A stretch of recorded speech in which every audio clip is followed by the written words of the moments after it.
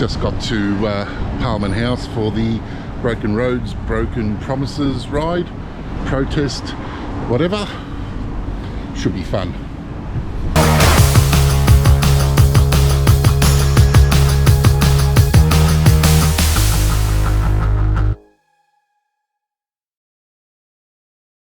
I'm here with Steve. Sorry, what's your surname, Steve? Steve Bardsley. Steve Bardsley. Yeah. He's got a weird British accent. We won't hold him accountable for that. He's from the Motorcycle Riders Association of Australia. I'll just get him to introduce himself and tell us a little bit about what he does.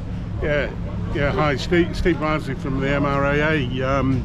I'm a motorcycle rider safety advocate, and boy, do we need it, you know, at the moment, with so many motorcycle riders being killed on Victorian roads for many reasons, and including, of course, bad roads, potholes, and people just don't understand how critical it is that for good roads for motorcycles, because quite simply, you know, a pothole for a motorcycle is a wheel clamp, and that means that, you know, we're coming off our bikes and you know, we're in serious trouble. But there's a lot of other issues that we also need to discuss. For example, the motorcycle safety levy. Why in the hell the riders have to pay a safety levy when we're the victims? Because in most accidents involving another vehicle, it's not the rider that's to blame. Evidence shows it's the driver. Now we've been around a while now, so we probably both know people that have succumbed to the pothole fate. I haven't actually come off yet, but I've certainly got airborne a couple of times. I've had some minor damage to the bike as a result of it. But how serious do these potholes get? What's the end result? Well, the end result is quite simply fatalities. I mean, we're having a look at the statistics now. We're seeing more and more motorcycle riders killed on rural roads, and of course the rural roads are the ones that are in a mess. So it's just vital that these roads get fixed up, because if they don't, motorcycle riders are going to continue to be killed on Victorian roads. Yeah, and I've seen some of these really, now I'll just turn the camera around. I've seen some of these really bad roads over time. I've worked regionally for a number of years, and there are times when I've had to move over to the opposite side of the road, over double lines, to avoid literally a 6-inch drop where the road has fallen away.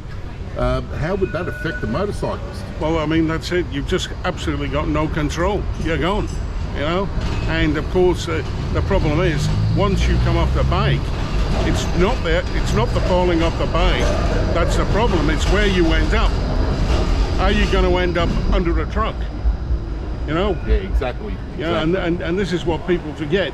And often the statistics, and we all know that Victorian road safety statistics are very rubbery, and that's a kind description, you know. But often you'll see rider lost control as the reason for a motorcycle fatality. But why did the rider lose control? Well, no reason given. And you can bet your backside that in a lot of those cases it was due to poor roads. We've got the Transport Accident Commission that assists injuries from motorcyclists and from every other road user, essentially. How does that impact us as motorcyclists? Well, what we've seen, of course, is that motorcycle fatalities and serious injuries have continued to increase. They've been increasing for 20 years. And in 20 years, we have to say that very little has been done to prevent the fatalities. So let's face it, the TAC has to take responsibility for that. Now, I've been in to see the TAC, and to be fair, they're well-meaning. But really, they're not doing enough. Neither is the Department of Transport. And the fact is, they would be much better if they listened to us, the riders, and we can actually tell them how to make the road safer. But of course, are reluctant to do that because they've got a lot of very high-paid officials who should be doing the job that we could do for them for free. And don't they have like consultative committees that stem from the motorcycling community? There is one committee that they have, and it's the MCEP, the Motorcycle Community Engagement Panel, and I think there are 8 riders on that. But to be fair, it's not very well respected within the motorcycle community. It's achieved very, very little, and I have actually spoken to Victoria Police and the TAC about this, and we need much better communication with riders if we are going to make Victoria roads safer. And for today, are you going to be speaking today? I'm not speaking today. I'll leave that to the politicians who want to turn up. But don't worry, I speak on plenty of other occasions. Yeah, the Flogs have done a great job of organising this. They've done a magnificent job. And to be honest, it's a shame that it has to come down to this. It's a shame that motorcycles have to turn out and protest, because we don't really want to do that. We want to have open dialogue with the road safety authorities, but unfortunately it's not been possible. And as I've said, motorcycle fatalities just continue to increase. Where is it going to be? How many lives are we going to lose before the authorities actually step in and do something? Yeah, that's a really, really good question. All right, I think we'll leave it there, so I'll save some of my memory card and battery. Thank you very much. Coming from behind me, I'll tell you that.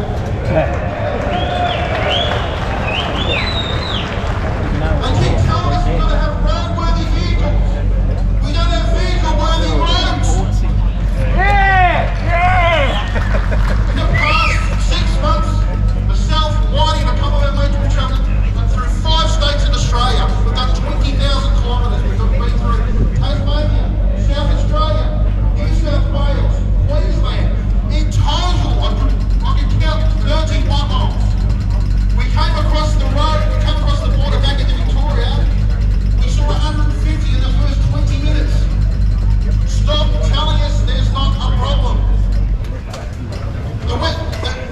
Down in the Western District, we've got a couple here from the Western District. There's a road there called Fox Road. It is the biggest disgrace I've ever seen. There's a lip in the road 30 centimetres deep. Okay? No more of this putting stuff in like slow 40 kilometres an hour. These things have been there for 18 months to 2 years. And you're paying for it. No more! No more! No more! Now, we've had people tell us there's no more money left. Absolute garbage. We wasted $550 million on a Commonwealth Games we never got. We cancelled a road project, East West Link, which was $1 billion cancellation for nothing. Didn't get a thing.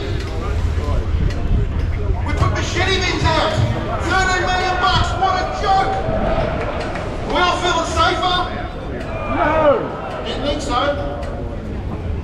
The Westgate Tunnel project, $2.5 billion over budget. The bloody rail link, $4.6 billion over budget. Where's the money coming from? They've got the money. They just don't know how to spend it. They've got the worst priorities known to man. Right? It is a disgrace, and you should be absolutely livid with them.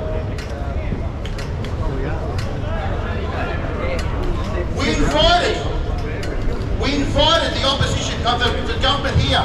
We didn't even get a response. Not even a response, and this is not one invitation. We've sent it out numerous times. I'm going to get into that. Okay? They don't care. They don't care. They say they do. They don't care. It's even worked against the poor CFA guys trying to get around to fight bushfires. Okay? They're running over potholes and the trucks bouncing around, the poor blokes are getting injured. I mean, the state of affairs is horrible. I got pulled over by a copper coming through out of the mill, and he said, be careful riding up ahead, it's very, very dangerous, the road's horrible. These are coppers telling us. And I said to him, so what do you think is the biggest cause of all the accidents on the road at the moment? It's the roads, mate. We've had senior police tell us it's the roads. They won't come out and say because they can't, because they're hamstrung by these clowns in here.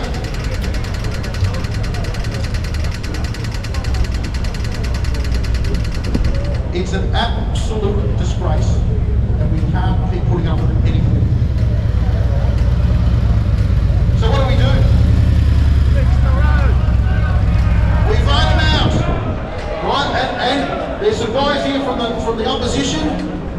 on them as well. We want a solution.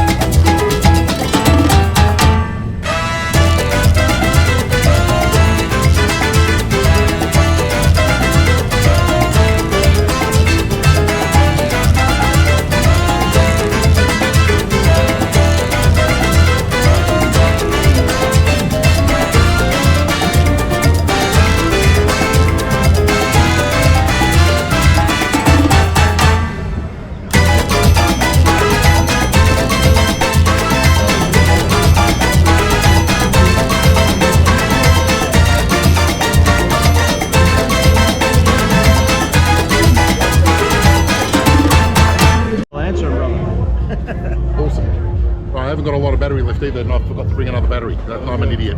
Anyway, there we go.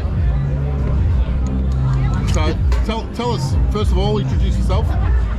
Straps, Night Rider SMG, social motoring group. Yeah, and where are we? Other than Williamstown. We're in the garden at Pirates Tavern, where we're not supposed to be because it's closed, but it's the only shade we got.